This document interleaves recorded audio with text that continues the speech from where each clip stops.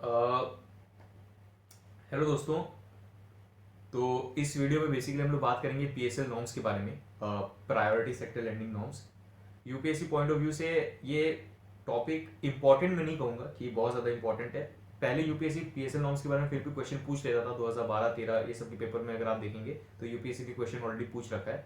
But UPSC का आजकल एक आदत हो गया है कि 10 साल पहले के प्रीवियस ईयर क्वेश्चन को उठा करके यूपीएससी क्वेश्चन दे रहा है बेसिकली। जैसे आपने वो क्वेश्चन देखा था, यूपीएससी ने पूछा था बेसिकली एक M0 M1 M2 M3 M4 जो मनी सप्लाई है बेसिकली उसके बारे में एक यूपीएससी ने क्वेश्चन पूछा था, जो बहुत पहले यूपीएससी ने पूछा था। एक क्रिएशन ऑफ न्यू मनी के ऊपर में यूपीएससी ने पूछा था इकोनॉमिक्स का क्वेश्चन। तो इसीलिए पीएसएल नॉर्म्स पढ़ना थोड़ा इंपॉर्टेंट हो जाता है हमारे लिए। तो पीएसएल नॉर्म्स है क्या बेसिकली, नाम से ही पता चल रहा है। PSL norms that is priority sector lending norms. Priority sector like कुछ कुछ सेक्टर्स ऐसे हैं इकोनॉमी के जहाँ पे बैंक्स को मैंडेटरी किया गया है कि उन्हें लोन देना ही देना होगा। मतलब अगर मान लीजिए बैंक 100 रुपए का लोन दे रहे हैं तो वो 100 रुपए में पीएसएल नॉर्म्स के हिसाब से 40% of the net bank credit माना गया है। अभी मैं बताऊंगा ये सब चीज़। एक बार जस्ट मैं आपको एक आइडिया दे रहा हूँ कि 100 रुपए में 40 रुपए पीएसएल नॉर्म्स के तहत में कुछ कुछ एरियाज है जहाँ पे बैंक्स को मैंडेटरी कि उन्हें लोन देना ही होगा। जैसे एग्रीकल्चर हो गया, एजुकेशन हो गया। तो ये कुछ कुछ एरियाज हैं कि मान लीजिए एक किसान जा रहा है बैंक के पास में लोन लेने के लिए, तो बैंक्स को मैंडेटरी कर दिया गया कि किसान जा रहा है तो ये एग्रीकल्चर का तुम्हें 18% का कोटा है तो वो तुम्हें फुलफिल करना ही होगा। पीएसएल नॉर्म्स में डाल दिया गया कि 18% अब तुम्हें लोन 18% लोगों को एग्रीकल्चर से जो रिलेटेड है उन्हें लोन तुम्हें प्रोवाइड करना होगा। तो ऐसा करके बहुत सारे सेक्टर में बेसिकली बैंक्स को मैंडेटरी है कि उन्हें लोन्स देना ही देना होगा।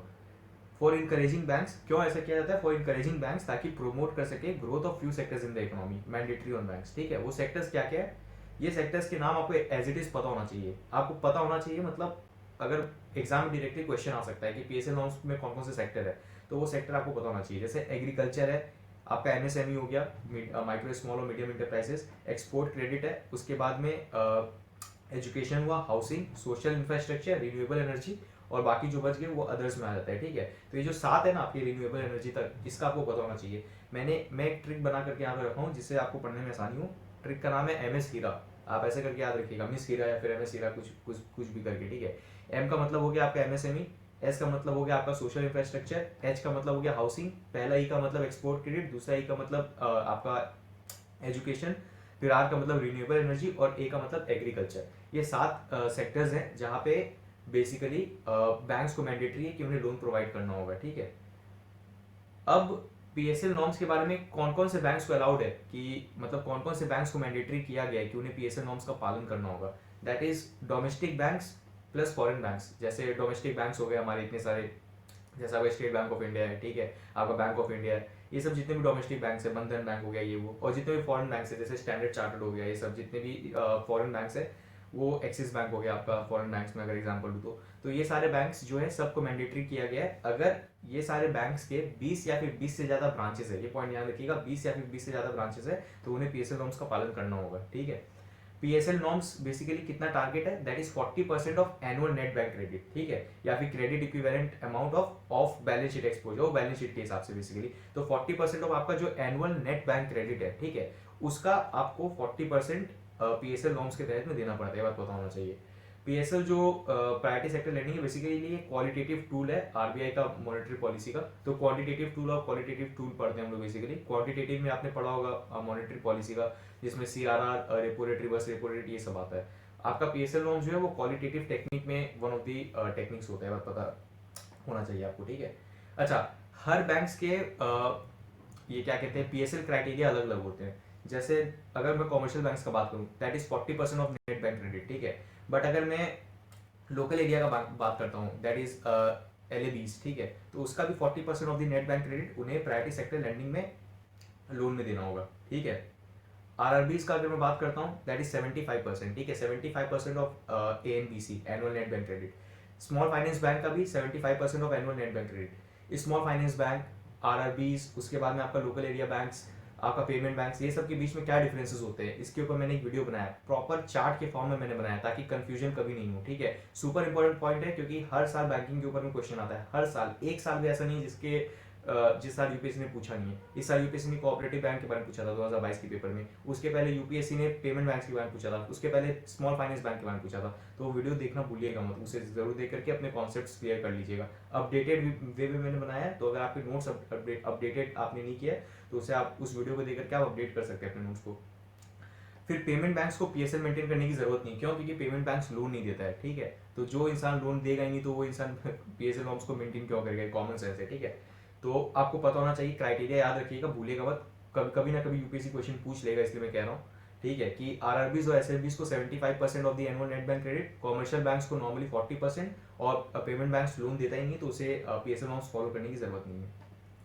अच्छा, वेटेज याद रखिएगा। पीएसएल नॉर्म्स में मैंने आपको बताया 40% वेटेज है। जैसे मैं नॉर्मल एग्जांपल लेता हूँ, एनुअल नेट बैंक क्रेडिट, ठीक है। तो वो 40% में 18% जो वेटेज है ना एग्रीकल्चर का है, ठीक है।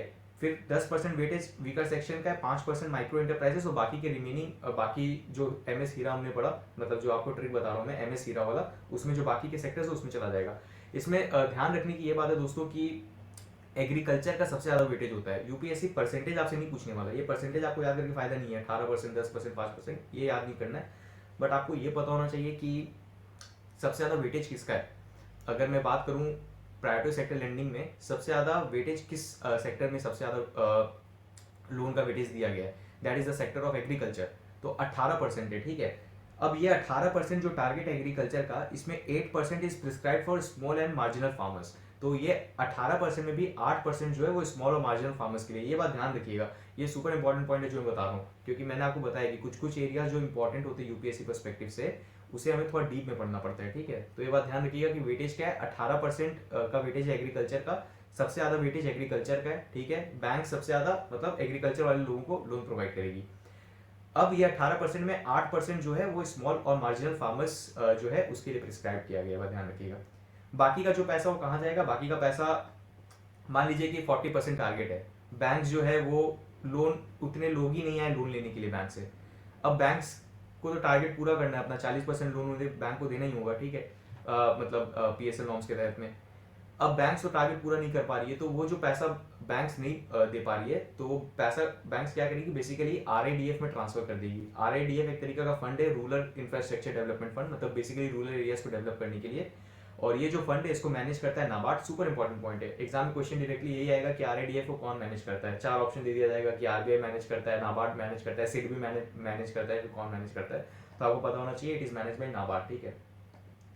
अच्छा, एक ये सर्टिफिकेट्स के बारे में जानना जरूरी है, PSL certificates, priority sector lending certificates. तो ये बेसिकली क्या होता है दोस्तों कि मान लीजिए एक बैंक ने अपना टारगेट पूरा नहीं किया 40% लोन देने का, कॉमर्शियल बैंक का एग्जांपल ले रहा हूँ, तो उस केस में क्या होगा कि, और एक बैंक है जिसने अपना टारगेट पूरा कर लिया, उसे 40% लोन देना था, वो अगला 60% का लोन दे दिया।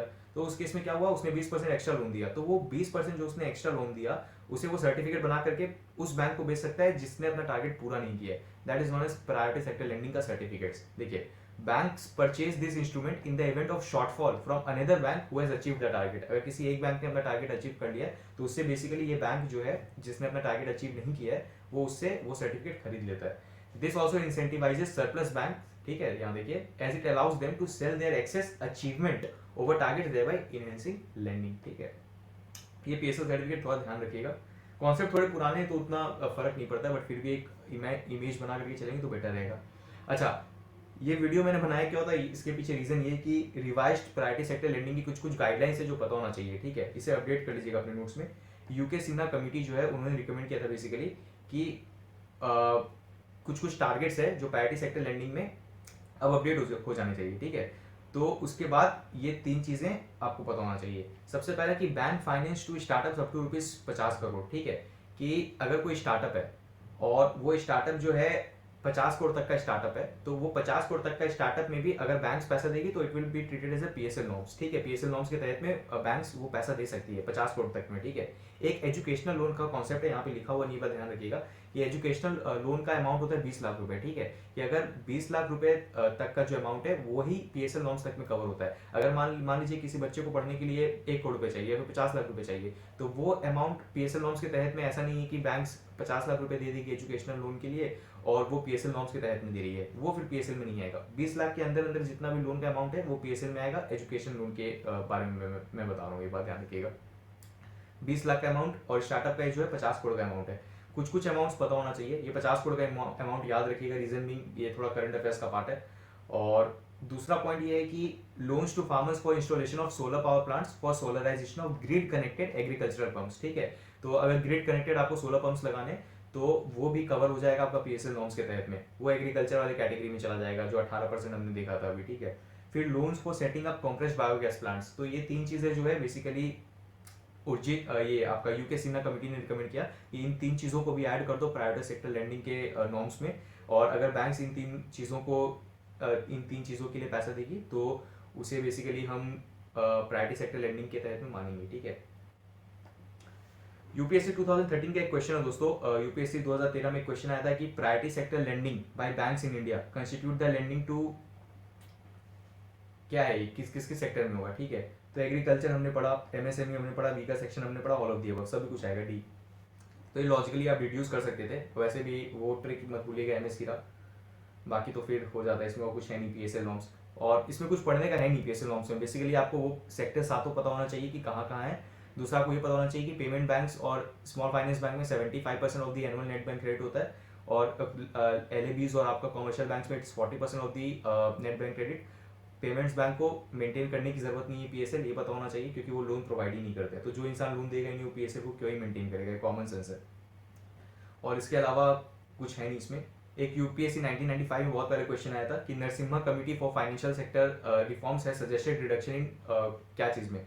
ये क्वेश्चन मैंने यहाँ पे इसलिए डाला है क्योंकि उस टाइम पे नरसिम्हा कमेटी बना था, ठीक है, 1995 में, उस टाइम की बात हो रही है, तो उस टाइम के लिए इंपॉर्टेंट था, अभी इंपॉर्टेंट नहीं है। मैं आपको बस ये जानबूझ करके डाला हूँ दिखाने के लिए कि अगर आपने एग्जाम में ये क्वेश्चन आता और आपने कभी पढ़ा नहीं होता तो लॉजिकली आप इसे कैसे डिड्यूस कर रहे होते। तो यहाँ पे देखिए ट्रिक से आप इसे सॉल्व कर लिए होते। तीनों में स्टार्टिंग एसएलआर से स्टार्ट है, यहाँ पे एसएलआर एसएलआर एसएलआर और ये सीआरआर, तो सीआरआर होने वाला है नहीं। फाइनेंशियल सेक्टर रिफॉर्म्स के बारे में बेसिकली पूछ रहा है, ठीक है। अब इसे आप बेसिकली डी को आप काट देंगे, ठीक है, क्योंकि एसएलआर हमें मिल गया, ठीक है। अगर आप दूसरा देखेंगे तो यहाँ पे सेकंड पॉइंट में देखिए, यहाँ पे प्रायोरिटी सेक्टर फाइनेंसिंग के बारे में बात किया गया है, और अगर आप फोर्थ स्टेटमेंट देखेंगे यहाँ पे भी प्रायोरिटी सेक्टर फाइनेंसिंग के बारे में बात किया गया है। इसका मतलब मुझे इतना समझ में आएगा कि priority sector financing one of the ये सजेस्टेड है, मतलब नरसिम्हा कमेटी के द्वारा, ठीक है। तो इससे आपका पहला वाला भी गया सीआरआर एसएलआर। अब बचता है आपके पास में 2 और 4, यहाँ पे थोड़ा आप रिस्क ले सकते हैं, ठीक है। अगर आपको पता है तो आप 2 मार्क करेंगे या तो आप 4 मार्क करेंगे, ठीक है। तो इसका आंसर 2 दिया था यूपीएससी ने। मैं बस ये बताना चाह रहा हूँ कि अगर एग्जाम के टाइम पे ये क्वेश्चन आता तो आप उसे कैसे सॉल्व कर रहे होते, आपका बेसिकली टेम्परामेंट क्या होना चाहिए था उस टाइम के लिए, ठीक है। इसी के साथ दोस्तों हमने पीएसएल नॉर्म्स कवर कर लिया है। इकोनॉमिक्स के अब ज़्यादा वीडियोस बचे नहीं है, 7-8 वीडियोस और बचे हुए हैं, उसके साथ में इकोनॉमिक्स का हमारा पूरा चंक कंप्लीट हो जाएगा। आप मुझे कमेंट सेक्शन में बता सकते हैं कि मुझे इकोनॉमिक्स के बाद में इन्वायरमेंट स्टार्ट करना चाहिए पहले या पॉलिटी स्टार्ट करना चाहिए।